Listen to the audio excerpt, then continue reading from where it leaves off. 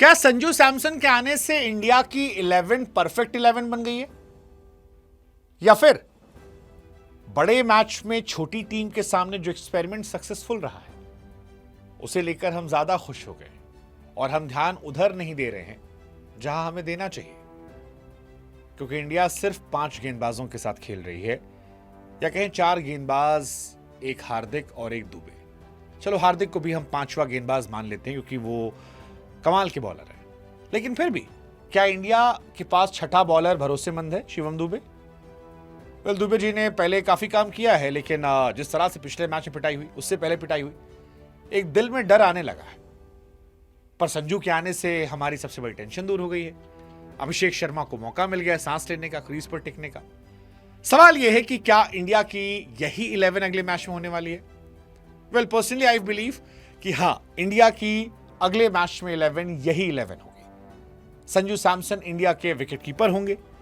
ईशान किशन के लिए आप बुरा फील कर सकते हैं क्योंकि कुदरत या कहें कि कई बार किस्मत बड़ी बेरहम होती है। ईशान किशन ने सब कुछ किया जो एक टीम मैन के तौर पर उन्हें करना चाहिए था। वो परफेक्ट टीम मैन है, लेकिन क्योंकि अभिषेक शर्मा की फॉर्म गई, तिलक वर्मा नीचे थे, लेफ्टी बढ़ गए थे, ऐसे में एक राइटी की जरूरत थी और संजू शायद उस जगह को फिट करते थे। Also I think Sanju Samson is a better wicket keeper, little better wicket keeper के तौर पर वो थोड़ा ज्यादा अच्छी परफॉर्मेंस देते हैं, शायद एक वजह ये भी हो सकती है। बट सवाल फिर वही है कि क्या संजू सैमसन के आने से 11 परफेक्ट 11 है? क्या अगले मैच में हम देखेंगे कि संजू ओपन करेंगे अभिषेक के साथ, दोनों तेज खेलेंगे, फिर 3 पर ईशान आएंगे और तेज खेलने की कोशिश करेंगे, 4 पर सूर्य आएंगे जो और बढ़ाएंगे, तिलक उसको एक्सेलरेट करेंगे, हार्दिक और दुबे कभी भी ऊपर नीचे आ सकते हैं और जरूरत पड़ी तो बापू बल्ले आजमाएंगे। क्या यही हमारी स्ट्रेटजी होने वाली है? क्योंकि आज के मैच में तो ये अच्छी चली है। संजू ने 15 पे 24 मारे, अभिषेक ने 30 से 55 मारे, ईशान ने 24 पर 30 मारे, ये सब अच्छा रहा। संजू इससे पहले भी जब आए थे नामीबिया के सामने तो 8 पे 22 मारे थे। ये बताया है कि स्टार्ट तो उन्हें मिल रहा है, किस्मत थोड़ी सी चाहिए। वो किस्मत जो आज अभिषेक शर्मा के पास थी, वो किस्मत जो सूर्य कुमार यादव के पास थी, संजू सैमसन के लिए दुआएं भी बहुत ज्यादा है। पिछले 11 मैच में सबसे बड़ी ओपनिंग पारी थी। पिछले 4-5 मैचेस में ये पहला मैच था जहां पर स्पिनर शुरुआत नहीं कर रहा था और उसकी वजह थी संजू सैमसन का स्ट्राइक पे जाना। संजू सैमसन इस साल बहुत कमाल तो नहीं चले क्योंकि 10-6, 0, 24, 6, 22, 24, बट ऐसा लग रहा था कि पिछले 2 मैचेस में उनको वो स्टार्ट मिला है जहां से अगर एक दिन थोड़ी किस्मत अच्छी रही तो हो सकता है वो 60, 70, 80, 90 ले जाएं, और अगर वो चलते हैं तो आपकी कहानी पलट सकती है। बट सवाल यही है कि क्या क्रूशियल मैच से पहले या इंपॉर्टेंट मैचेस से पहले बड़ी टीमें इतना बड़ा चेंज करती हैं? क्योंकि आपका बैटिंग ऑर्डर पूरी तरह बदल गया है, पूरी तरह बदल गया है। अब ये अच्छे के लिए हुआ है बुरे के लिए हुआ, ये सवाल अपने आप में बना रहेगा। क्योंकि तिलक वर्मा इंडियन टीम के पहले जब आईपीएल में खेलते थे तो वो मिडिल ऑर्डर में खेलते थे, तो उनको एक्सपीरियंस तो है मिडिल ऑर्डर में खेलने का, ये सच है। ईशान ऊपर 3 नंबर परफेक्ट भी सूट करते हैं, उन्हें कोई दिक्कत नहीं है। सूर्या 4 पर ही खेले तो 4 पर उन्हें कोई समस्या नहीं होनी चाहिए। हार्दिक और बाकी लोग ऊपर नीचे रोटेट करते रहते हैं। मिडिल ऑर्डर में 5, 6, 7 जो था वो आपका रोटेशनल था।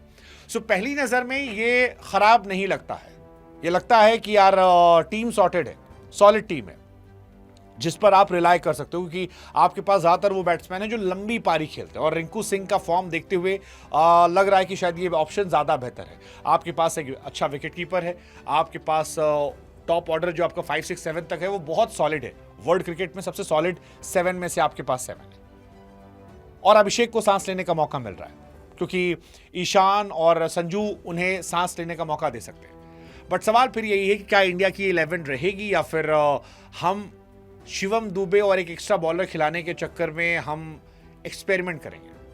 वेल, आज के मैच में अगर तिलक वर्मा नहीं चलते तो शायद ये चर्चा बढ़ सकती थी कि तिलक की जगह आप ला सकते हैं सुंदर को या फिर कुलदीप यादव को, जो आपको एक एक्स्ट्रा बॉलिंग ऑप्शन देते हैं, खासतौर पर कोलकाता को देखते हुए, क्योंकि कोलकाता में हमेशा स्पिनर्स का बोलबाला होता है और कुलदीप वहां पर एक बड़ा इंपैक्ट डाल सकते हैं क्योंकि यार के लिए कई साल तक खेले, कई साल तक कुलदीप ने वहां अपनी सर्विसेज दी है दिल्ली आने से पहले। ऐसे में वो वहां पर एक ट्रम्प कार्ड साबित हो सकते थे।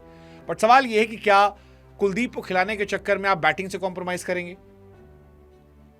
और अगर आप नहीं करेंगे बैटिंग से कॉम्प्रोमाइज तो क्या ऑल माइटी वेस्ट इंडीज के सामने आपका एक गेंदबाज कमजोर पड़ा तो क्या आप वो रिस्क लेंगे? क्योंकि वेस्ट इंडीज के सामने तो 200-250 भी सेफ नहीं है। ऐसे में क्या एक एक्स्ट्रा बॉलर खिलाना और वो बॉलर जो स्मार्ट हो, चाइना मैन, ये सवाल बड़ा महत्वपूर्ण है। एक एक्स्ट्रा बैट्समैन या एक extra bowler, what you take? मुझे ऐसा लगता है शायद इंडिया इसी 11 के साथ जाएंगे, शायद, ऐसा मेरा मानना है। लेकिन इंडिया के लिए रिस्क है, एक बॉलर कम है, तो या तो दुबे जी को ग्राउंड में थोड़ा दौड़ाइए कि बीमर ना मारे। दुबे जी क्लच मैचेस में अच्छा करते हैं। आप बताओ आपकी प्लेइंग 11 क्या होगी? मेरी प्लेइंग 11 सॉर्टेड है। मैं इसी संजू सैमसन, अभिषेक शर्मा ओपन, 3 पर ईशान किशन, 4 पर सूर्या, 5 पर तिलक वर्मा, 6 पर हार्दिक पांड्या, 7 पर शिवम दुबे, 8 पर अक्षर पटेल, 9 पर मेरे लिए वरुण चक्रवर्ती, 10 पर Bumrah, 11 Arshdeep. This is my 11। एक चेंज करना होगा यार, मैं चेंज नहीं कर पाऊंगा, मैं नहीं कर पाऊंगा। मतलब I don't see any player जिसको मैं चेंज कर सकता हूँ। आई वुड लव कि वॉशी खेले, बट मैं शिवम दुबे को ड्रॉप नहीं कर सकता, मैं तिलक वर्मा को ड्रॉप नहीं कर सकता, आज की पारी के बाद तो बिल्कुल नहीं। सो मैं इस 11 के साथ जाऊंगा और संजू सैमसन में ऊपर रखना चाहूंगा ताकि ओपनिंग सॉर्टेड रहे हमारी। What's your 11? कमेंट सेक्शन में बताओ।